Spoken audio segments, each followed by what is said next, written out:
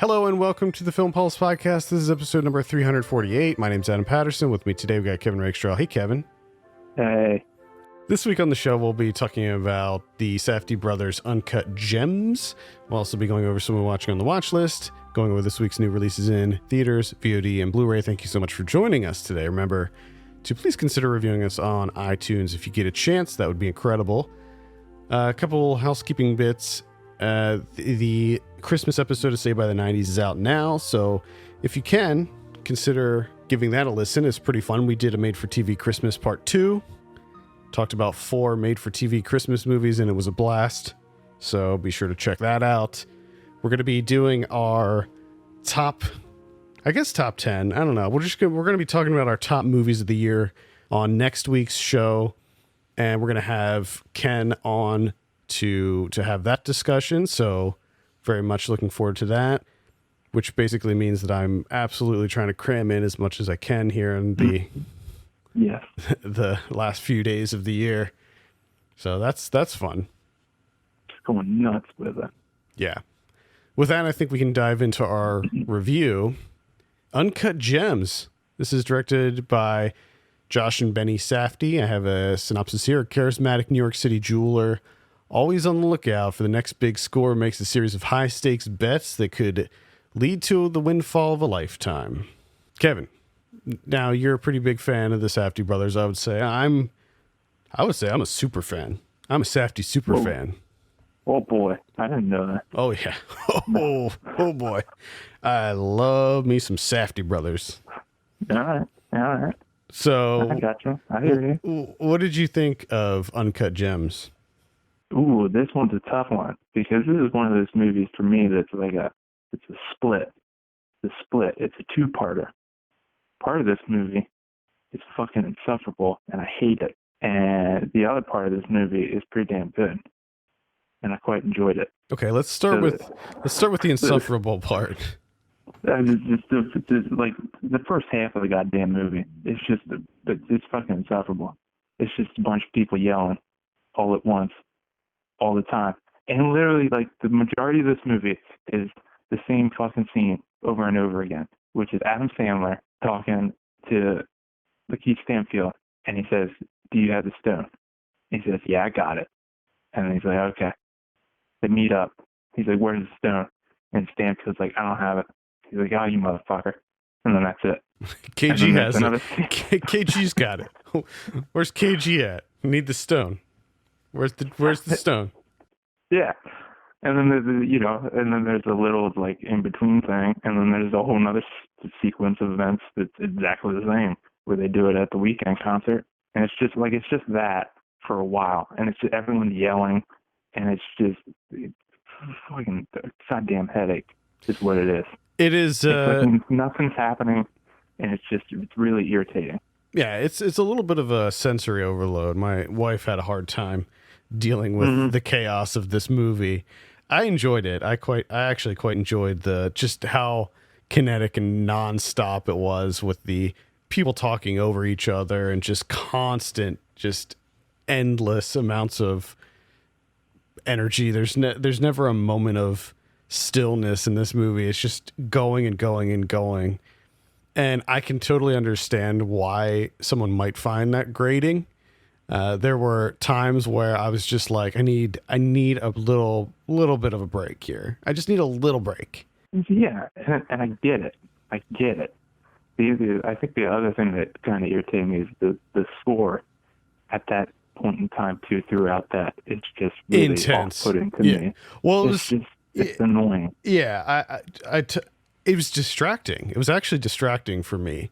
The score, where it was like the mix of the score was like almost at the same level as the dialogue. So you have this like really this like pumping score that's like at battling with the dialogue of 5 people at once, and you're just like, this is a cacophony of just sounds that is I'm being bombarded. He's like, can you shut your fucking sense up for just a bit? I mean, my God. I mean, and even if you do shut the sense up, and everyone's no one's really yelling anything of consequence. They're just yelling shit. Yeah. It's not like it's important dialogue to the narrative. They're just yelling at each other. Yeah. I also recognize that this was a very deliberate choice to make it that way, and to sort of make you uncomfortable throughout the whole thing, and to sort of feel the stress of this movie. This is a very stressful movie. It's a movie that just doesn't stop and kind of constantly just keeps you on edge. And I really enjoyed it overall. Now, switching gears from the insufferable part, what were the elements that you said that you enjoyed? Pretty much the second half of this movie. I think it does. There is a point where it dies down a little bit, where it's not as much as a cacophony, like you said. Like the score kind of settles into its place and kind of resides in the background enough to like punctuate and not actually, distract from what's happening. And of course, the dialogue kind of settles in to each person. It's not as much of, people going absolutely apeshit as soon as you get like 5 people in the room. And then there's also just the performances are fantastic. Pretty much everybody. And I mean, even like the small side characters, like the 2 heavies for Arno's heavies. I thought they were fantastic, and that's first time acting. Yeah, even Kevin Garnett, pretty good in this. Yeah, he's fantastic in it. I mean everyone. This is clearly to me at least, a career highlight for Adam Sandler. It's obvious. It is obvious that he needs to do more roles like this. Anytime he's in a role like this, that's something beyond one of his, Happy Madison style movies, he just crushes it. And but you got to be honest though. This isn't all that unlike those. It's like he's just yelling. He's doing his yelling voice. Right, but he's got nicer clothes on. And he's got a goatee, and he's in a situation that's not ridiculous. Well, it is ridiculous, but not really for comedic reasons.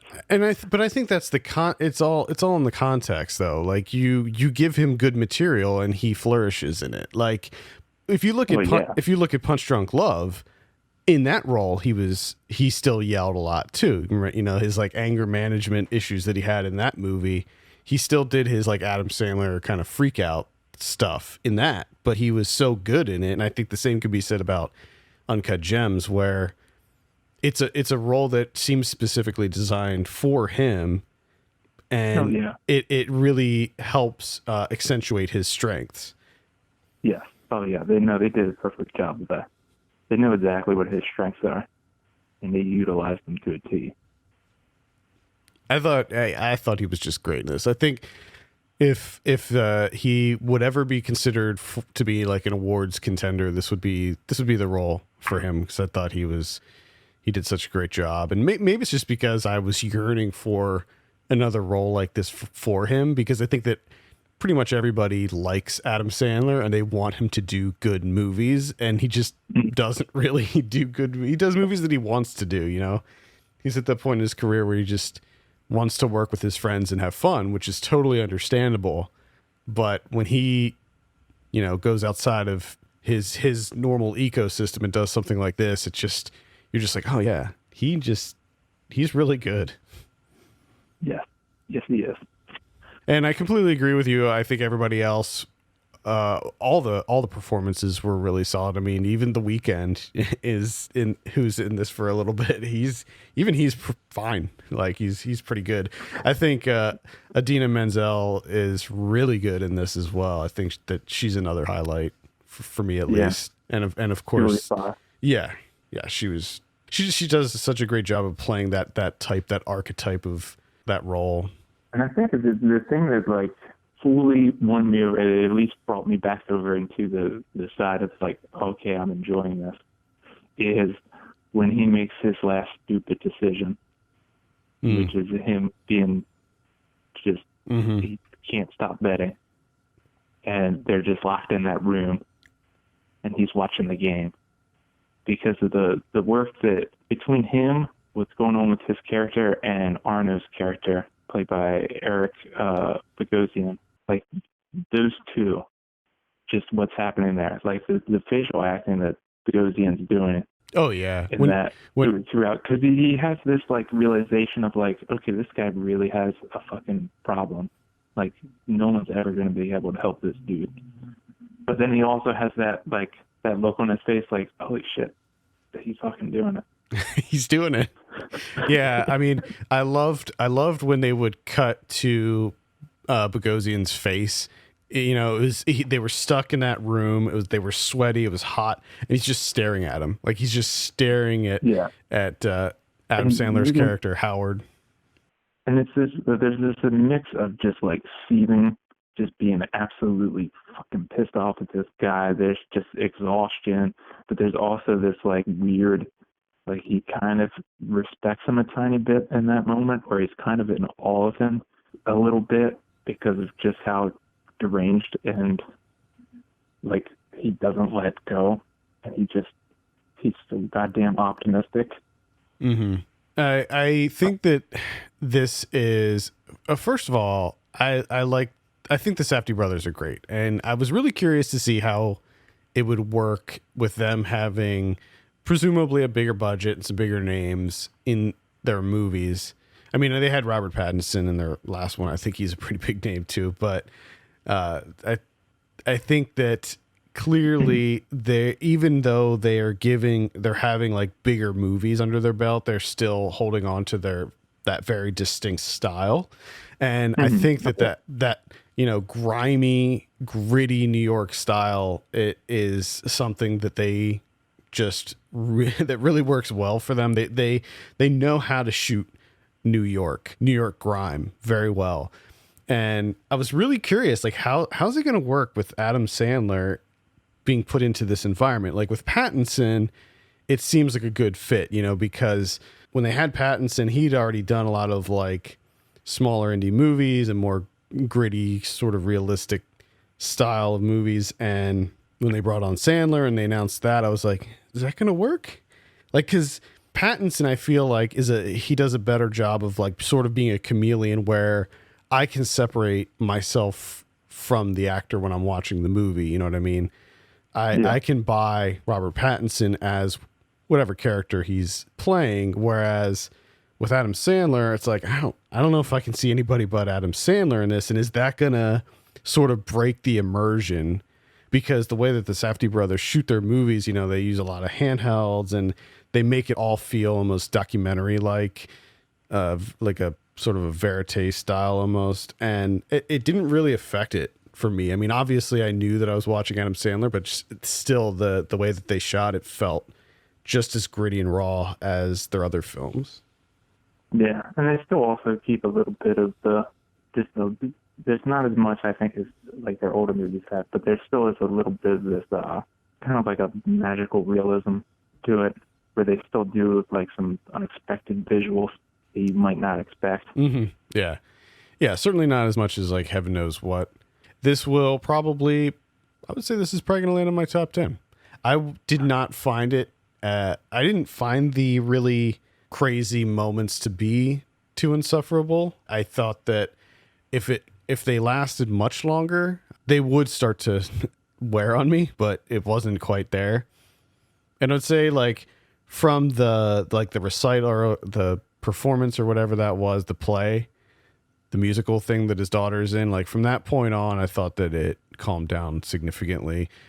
Yeah. Without really, but it did, but it didn't at the same time. It was still pretty nonstop throughout the whole thing. And I just had a blast with this movie. It's certainly not for everyone, but I had a good time with it. I think it is interesting now, like knowing the Safdie brothers and knowing their films and the way that they kind of adhere to the old like Hollywood code, where you kind of know what the ending's going to be before it even arrives there. Mm-hmm. So there was a point in me that was like, are they going to veer off from that, or are they going to stick to that? And yeah, so I was kind of surprised, but I wasn't. Yeah, if you're familiar with their body of work, they know that they're not really big on happy endings. No. They're not real big on the happy endings. That's for sure. Yeah, and I will say again, like it's talking about all the small, side characters, big and small. Everyone does a fantastic job, but I was really impressed with Keith William Richards, who plays the Phil, the guy that's just always going off on Sandler. Yeah, and punching him in the face and whatnot. He was pretty phenomenal. He was. He definitely was. And it was kind of interesting to see it in the correlation with Parasite, with the rock and capitalism and everything. Yeah, the movie opens in the mine when they're like cutting it out, and that was a big surprise. Yeah, I wasn't expecting them to start the movie off in Ethiopia. That was surprising. I kind of dug that. Some people they want and they want, and then the bottom guys, they get sick and tired of it. So it's weird to me. It's tough for me because again, the second half is what's fresh. So I'm like, yeah, I dug this. But if you were to sit me down and show me the first half again, I'd be like, no, turn this shit off. I'm not doing this again. Okay. So I'm like trying to mold those two together into something thought-wise or rating-wise, what have you. Yeah, for me, I thought it was pretty solid throughout. So for me, I'm sitting at like an 8 out of 10 on this one. Okay. I'm gonna say like a 7. All right. There you have it. Uncut Gems. This is playing limited release right now, and it opens wider on Christmas Day.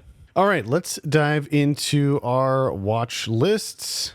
I think I don't know about you, but I've been just trying to play catch up like crazy. So I've been cramming in a lot of stuff. So I think I'll start it off with 1917.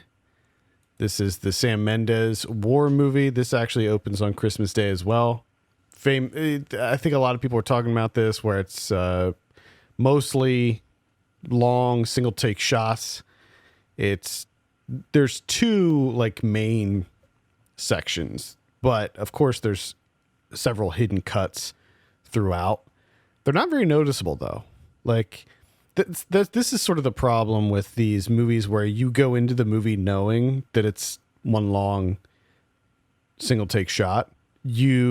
At least for me, I find myself sometimes distracted, like thinking about how they're filming it rather than the movie itself. Yeah.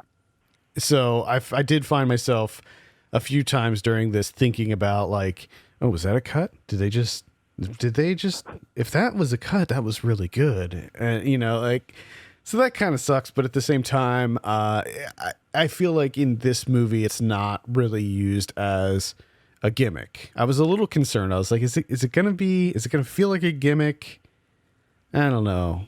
I don't know if it's going to feel like a gimmick, but it doesn't. It really heightens the tension and the suspense of it. So if you're not familiar with what this is about, it takes place in France during World War I, and there's two soldiers who are tasked with taking a letter from one area of the front line to another that's like 9 miles away, and they basically have to tell this whole platoon to stop an attack because the Germans set a trap for them.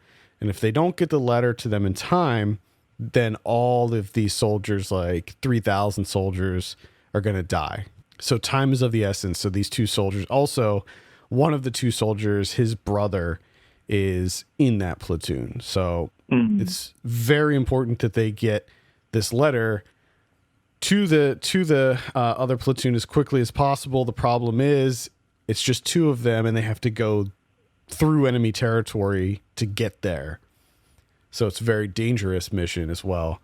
For the most part, I thought it was really incredible. Obviously, like the technical aspects of it are pretty out of control. Frankly, I don't know how they captured a lot of it. I did look up the type of camera they used, and they used an Arri Alexa camera that's like super tiny. It's like for like, big digital camera standards, it's a relatively small camera. So I imagine that helped them with like the portability of it. But it's pretty incredible. Like the sets are very intricate. World War I it was all about trench warfare. So you have these like labyrinth trenches that they go through, and there's a lot of really impressive set pieces in this as well. Roger Deakins did the cinematography, so it looks gorgeous as you might expect. It did lose me a little bit towards the latter half, but it picked back up then near the finale. So 1917. Definitely recommend checking that out. I watched Atlantics, Matty Diop. Finally got another one. Finally get off my list. I think it's been on there for 3 years. Anticipated. This is on Netflix. You can watch it on Netflix there, which is just wild to me that, I've waited I don't know how many years for Matty Diop feature length. And it's so difficult to come by her short films. And then her feature length it's on Netflix. It's right there. You can watch it. It's just bizarre. But this is pretty phenomenal. It's a love story. And honestly, I honestly feel like if this was in the hands of anyone else, it's silly as fuck. It would just come off being silly. Because it's like a ghost story, but a ghost love story, right? But the way in which she handles it and goes through it is just pretty impressive. Because honestly, if you look at it on paper, she is this young woman, Ada, 17. She's set to be married off to a rich guy, but she's in love with this young construction worker. This young construction worker and all his buddies, they're working on this huge project, this multi-million-dollar high rise that they're putting up, but they're not getting paid. So they say, fuck it, one night. They go out to sea to try and go somewhere better, find something better. She doesn't want to get married, all that. Well, fever starts going through, find out that people on the boat died, and, ghosts come back and all this. And it's just, honestly, again, if you think about it, if it's done by anyone else, it would just be absolutely ridiculous. But here she makes it like, it's very tragic, it's beautiful, it's haunting at the same time. The cinematography is phenomenal because it has this, these magical realism elements to it, and you're just never quite sure which way it's going to go. I can't recommend it enough. Worth the wait. Nice. And that's Atlantics, and that's available on Netflix right now. I think that this is going to be on a lot of top 10 lists at the end of the year. A lot of people are talking about this one. Yeah. I saw, keeping with the war theme, I saw Hidden Life, directed by Terrence Malick. This is one that I was somewhat interested in it.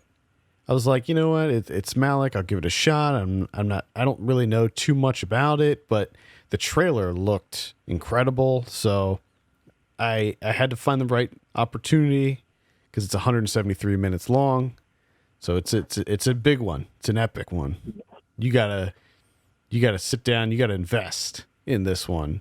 And so I watched it last night actually, and it's fantastic. Like it is probably, I would say it's certainly his best since Tree of Life. I think I like this more than Tree of Life. Okay. It's visually, it is stunning. It is so, every shot, just do a still, just a still grab of that, put it up on your wall. You're done. Decorated your house with the Hidden Life stills.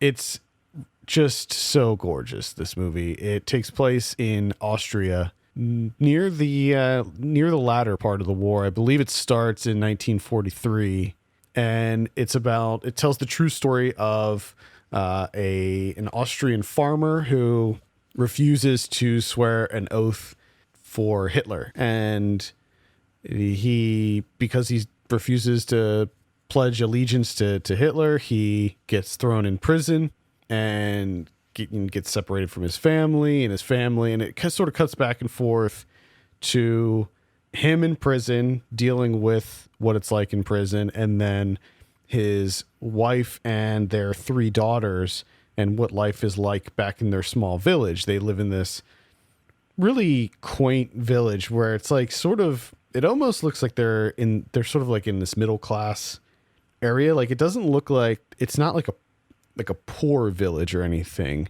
Like, their house is very nice, but they become ostracized when all the townspeople find out that he didn't swear his allegiance and all of this. They turn on them, and they are really just harsh to the whole family. Like, they're spitting on them, throwing stuff at them, stealing from them. Mm-hmm. It's pretty horrible what they're going through, and that's pretty much the gist of the film. August Deal plays the lead. He's pretty incredible, and Valerie Peckner plays his wife, and she's pretty good too. She doesn't have a lot of dialogue. In fact, there's not a lot of dialogue at all in this movie. You know, it's your standard Malick fare. There's a lot of voiceover, so you have a lot of that kind of introspective stuff going on. A lot of shots of people looking out of windows longingly, people running through fields and whatnot. It's very, very Malick. When you see this, you're just like, yep, that's him. What I liked about it was, and not only was all the locations are just incredible. The camera work, it's all done in this like sort of not all. A lot of it is done in this sort of handheld style where it's just swooping around everywhere. Like, the camera's moving everywhere, and it's like going into people's faces, and it's just all over the place. And like there's a scene where they're baking bread, and like the smoke is fogging up the camera. And I mean, it's just really, really incredible camera work in this as well. So I can recommend A Hidden Life. It is quite good. It's just, man, that runtime is unfortunate. And there's a lot, I mean, I hate to say this about any movie, but like, there's just so much that they could have cut out of this. Well, yeah, it's Malick. Every Malick movie has so much just digging around. There's so much stuff that they could have removed, and it would have had the exact same tone. He also sort of stitches in actual footage, like black and white footage of the war and stuff, and I mean, maybe some of that was okay, but yeah, that's the only nitpick I have, is just that it's too long. Well, I got a short one, 75 minutes, in and out, done, easy breezy. That's August at Akiko's. This is streaming on Amazon Prime. You can watch it on there. Now, I've heard pretty good things about this.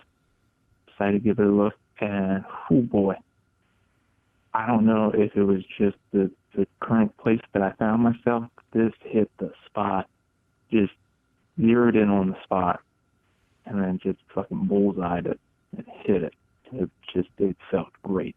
So there's this musician, Alex Chang, Hong Tai, who goes back to Hawaii. He plays the saxophone. He's a sax guy, right? Oh, yeah. So right there, connection. And he goes back to Hawaii. He's looking for like his grandparents' place. Can't find it. It's being built over. So he doesn't really know what to do. He hasn't been in Hawaii in a long time. So he remembers that his mom told him to go to Akiko's. It's this kind of like bed and breakfast, like Buddhist temple retreat type deal. So he goes there and decides to stay for, and he's not sure how long he's going to stay. But he, gets a room for a couple of days. And then it's just kind of him, like, on this journey with the help of Akiko, of kind of getting back in touch with Hawaii as a place, as his birthplace, as his culture. And so it's kind of like this mix of documentary / fiction, so, the hybrid type deal. but you can't really tell. And it's got great music in it. Like he plays like kind of throughout. When you pick up the saxophone, he kind of does some like experimental jazz stuff, but it works really, really great. It kind of gives it, because not only is there this overwhelming beauty to the movie, but there is this kind of undercurrent of disquiet, which kind of comes out in his saxophone playing. And they do, they'll detour and do some experimental stuff where there's a lot of like superimposing images of him kind of like going through this transformation, finding himself or whatever. But if you got 75 minutes and you got Amazon Prime, I would say definitely check it out. It's pretty phenomenal. Yeah, that's August at Akiko's. I saw The Farewell. I know you talked about this a few weeks back. It was a while ago. Yeah. It was a month, maybe more than a month ago. I don't even know. Decades. If I remember correctly, you enjoyed it for the most part, right? It's a good movie. Yeah. Yeah, it's a good movie. I also enjoyed it very much. This is directed by Lulu Wang. If you're not familiar with it, it's about a Chinese American woman who goes back to China when she learns that her grandmother has been given a very short amount of time to live. She has lung cancer, and the family decides to hide it from her because apparently that's just a normal thing to do in China, where they rather than tell their family member that they're dying, they treat them great and make sure that they're happy and have a great time until the very, very end, and then they tell them. Yeah, there's that scene with the brothers or whatever, and they kind of explain it to her, which I thought was a pretty great scene about like if you tell her, she has to bear the brunt of it. Right, and if you don't, then we do. Yeah. And that, because it's I think that's a really important scene, because up until that point you're just like, this is kind of shitty. Like they shouldn't hide that from her. But then after they explain it and you see that, and the pain that the family is feeling because of this, it's like I kind of understand it. Like I kind of get it now. It totally makes sense. Yeah. So it's funny in a lot of parts. It's not nearly as sad as I expected it to be. I thought it was going to be pretty heavy, but it's surprisingly light. Performances across the board are pretty phenomenal. Awkwafina's great in it, and then pretty much the whole cast. The guy who plays the uncle, when he has that scene where he starts to like cry, I thought that was a really powerful scene. Mm-hmm. Solid movie overall. I was really surprised. I didn't think I would enjoy it as much as I did, and I ended up really kind of loving it. That's The Farewell. I saw one that you also saw, and it's also an A24 movie, which is The Last Black Man in San Francisco. Oh. Yeah. Which I kind of thought that this one, I had a feeling that it's going to be like, just the trailer to it made it look good, but it also made it look like it was trying too hard. But at the same time, turns out I actually enjoyed this quite a bit. And I think what really helped it was the performances. I think Jimmy Fails does a phenomenal job in this, the same as Jonathan Majors. Rob Morgan, I could have used some more of him. I really like Rob Morgan. Mm-hmm. Yeah. But I mean, this is pretty good. I like the structure of it. Kind of has this, the Greek play type feel to it. It does seem to get a little kind of gets detoured occasionally with like, let's do slow motion stuff. It's just like, all right, cast, focus, bring it back in. But overall, I got to say I was pretty surprised by this one. I actually ended up enjoying this one quite a bit. Also, Amazon Prime free if you have it. Oh, check it out there. Jump on that. Yeah, I loved this movie. Loved it. This will probably be like, I think during our mid-year top 10s, this was number one for me. Okay, I can see it. And it's still going to be up there. It's not going to be number one at this point. I don't think, but it'll probably still be in my definitely top 10, maybe even top 5. All right. I saw a few that were not so good. Actually, you know what? I'll mention another one that I actually quite enjoyed, which is Dr. Sleep. This one I was a little hesitant about This is directed by Mike Flanagan. Now, the reason that I even bothered with this at all is because it was directed by Mike Flanagan. I'm a big fan of his work for the most part. A lot of people really loved Absentia, which was like his debut feature, and I was not a fan of that at all. But pretty much everything else that he's done, I was not a big fan of Before I Wake either, but everything else pretty much loved. Dr. Sleep, sequel to The Shining, based on the Stephen King book. I didn't really know what to expect going into this. You have Ewan McGregor as Danny Torrance. I had a blast with this movie. It's really, really good. And Mike Flanagan just yesterday on Twitter said that the Blu-ray version is going to have the theatrical cut and the director's cut. And so I'm really excited to see what the director's cut entails. I think you would probably even enjoy this, Kevin, as a fan of, what was that? This Netflix series, The Haunting of Hill House? Mm-hmm. You liked that, right? Yeah. Yeah. It definitely has shades of that in this. I ended up liking it a lot more than I thought. Ewan McGregor as an adult Dan Torrance, it's all like he's an alcoholic. He's struggling with addiction problems and mostly stemming from the trauma that he sustained as a child. And it goes to some really interesting places, and I thought it was quite good. Quite good. So I can recommend checking out Dr. Sleep. Don't think it'll land on my top 10 or anything, but still a solid one nonetheless. I'm done. All right, I'll mention a couple other ones very briefly here. I saw Bombshell. This is the Fox News one directed by Jay Roach. Basically, this just feels like an Adam McKay movie. That pretty much same style, where it's that kind of fourth wall breaking political comedy that doesn't necessarily work. I thought that the three leads in this, you have Charlize Theron, Nicole Kidman, and Margot Robbie. They all did a great job, but overall, and John Lithgow playing what's his name, Roger Ailes. You know, they all did a serviceable job. It's just like I didn't find the movie to be very compelling at all, and I found it to be kind of messy, a little sloppy on this one. Not a fan of that.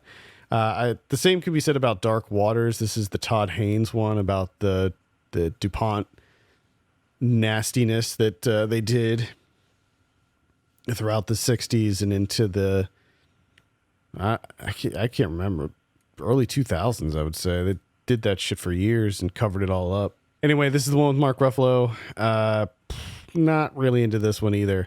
It's such an interesting topic, and I think that it's an important topic. I think everybody should know that DuPont literally poisoned every living creature on the face of the earth. Yeah.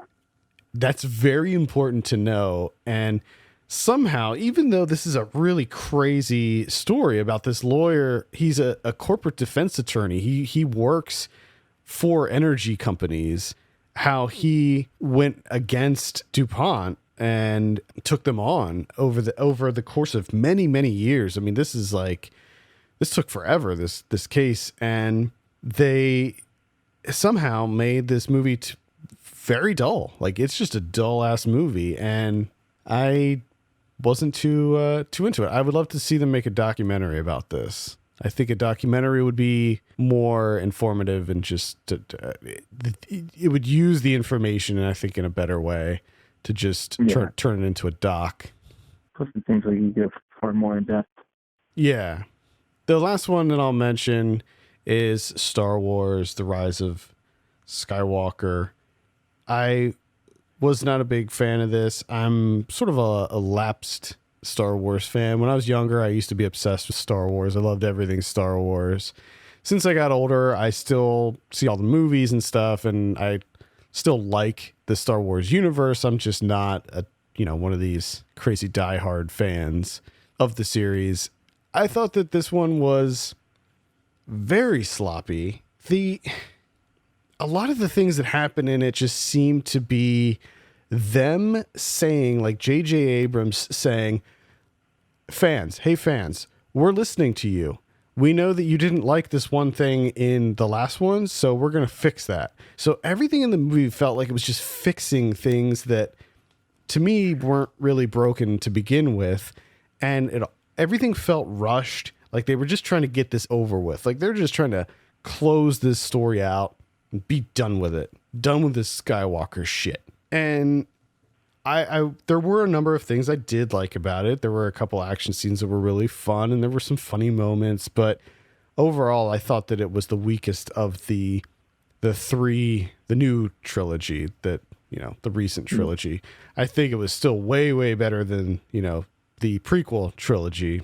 I think that it ended in a semi-fitting way, although there were some kind of baffling decisions that they made towards the end to close out the whole saga, if you will. To me, it's like I would just recommend seeing The Mandalorian. Just watch The Mandalorian, because I think that show is so incredible. One thing that I don't know, I don't keep up with like Star Wars chatter on Twitter or anything, because I find it to be kind of toxic for the most part. I don't know if people are talking about The Mandalorian, the effects work that's done on that show, but holy shit, is it good. It's almost all practical. And I don't know if it's not getting recognition, it should be, because they could have taken the easy way out and just made everything CG in that show and probably saved a lot of money, but they didn't. It's almost all practical. Like they use puppets, they use people in costumes, they build shit, and it looks so good. It's like every week it's a movie. The other thing I like about that show is that the episodes are only like half an hour long. So they're like 35 minutes. I think the very first episode might be 45 minutes. And there is an overarching story. However, almost every episode is sort of self-contained and has its own characters in it that sort of are there just for that one episode. And also the directors that they have chosen to work on some of these episodes are really interesting. They get some really cool directors, notably Rick Famuyiwa, the guy who did Dope. Oh yeah. Yeah, he did a few episodes. I'm not sure how many. And the cameos that they're getting, it's almost all comedic cameos. So you have like Taika Waititi's in there, Richard Ayoade, Bill Burr, Amy Sedaris, Nick Nolte, tons of these really great cameos. Horatio Sands is in an episode. Werner Herzog, of course, he plays the bad guy. Carl Weathers is in there. So you have this really incredible cast. And I know I started talking about the new Star Wars movie with this and quickly transitioned to The Mandalorian, but I just find The Mandalorian to be so much more enjoyable than that movie was. Just watch The Mandalorian. Jesus. Yeah, what are you doing? Just get on it. Here's what you do. You wait until the whole season is done. I don't know how many episodes there are going to be. Sign up for a trial of Disney Plus. Just binge the whole thing, dump the trial if you no longer want Disney Plus. There you go. That's it. Mm. All right, let's take a look at what we have in theaters this week. On Christmas Day, we have Spies in Disguise. This is the animated one. You know, it's funny. So we had to have our nominations in for the Online Film Critics Society Awards. And as I was submitting my nominations, I realized that I didn't even see 5 animated movies in 2019. Because you have you start off with 5 nominations, right? Each for specific categories, you start off with 5. And I'm like, okay, what animated movies did I see? And I'm like, Tux and Fanny, Toy Story 4, Missing Link, and that's it. Those are the only 3 animated movies I saw this year. Nice. Yeah. I don't know if it's just that I didn't see a lot, or there weren't that many, or there weren't that many that looked any good. Yeah, I can't really think of any. I can think of one more. Well, there's the Dragons How to Train Your Dragon. Yeah, that doesn't exist. We've went over that before. Yeah. And then there was that Abominable one that looks bad. The French one, I lost my body. I did want to see that one about the hand. Good. I might try to squeeze that in before the end of the year. Anyway, we also have Little Women coming out. This is the Greta Gerwig directed adaptation. What do you think about this? Are you interested in this? Slightly. Not super excited, I won't say. Yeah, I'm a little iffy on it too. I mean, I'm not a huge fan of the Little Women's story, but I am a big fan of Greta Gerwig as well as most of the cast of this movie. So I think I'm going to try to give it a shot. Yeah. And I might end up loving it. Who knows? We got Uncut Gems coming out. We got 1917 coming out. This is the Sam Mendes one. We got Just Mercy coming out. This is the one with Destin Daniel Cretton directed one with Michael B. Jordan and Jamie Foxx, Brie Larson. Wait, he's the guy that directed that? Uh-huh. Yeah. Wow. Wow. Short Term 12. Come back at you. I was just thinking about Short Term 12 the other day. Not a good movie. I liked it. I remember thinking it was okay. I did not. I think you might have liked it, actually. I did like it? I think you thought it was okay.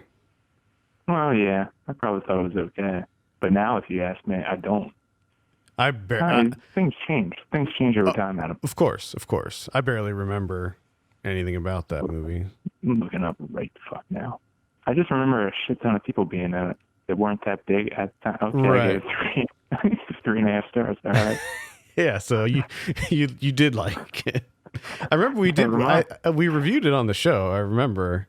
Okay. I stand corrected. On the Friday the 27th, we have Clemency. This is one with Alfre Woodard. She plays a warden, and it's her job to put prisoners to death, and it's getting to her. Job's taking its toll. I can imagine. Same. I'm going to try to check this out before the end of the year also, because it looks pretty good. Yeah. That's it for theaters. Let's see what we have on VOD. Probably not a whole lot. Nothing. Got nothing on VOD. Interesting. Yeah. Blu-ray, pretty much the same. Got a couple things here. Judy is coming out, and a movie called After Party. The Kill Team, which I wasn't a big fan of. Adopt a Highway, that's the one with Ethan Hawke. And that's it. Oh, I'm sorry. The Gallows Act 2 comes out also. Gotcha. That's all we got. I think I already know the answer about the criterions. None. Yeah. Absolutely nothing. Yeah, they're getting out of the way of that Christmas time thing. That's right. All right, I think that's going to do it for this week. Thank you so much for listening. You can send us your questions and topics to podcast@filmpulse.net. You can follow us on Twitter @filmpulsenet and @filmpulsekevin. And if you have a minute, consider reviewing us on your podcast platform of choice. For Kevin Rakestraw, my name's Adam Patterson, and we'll see you next week.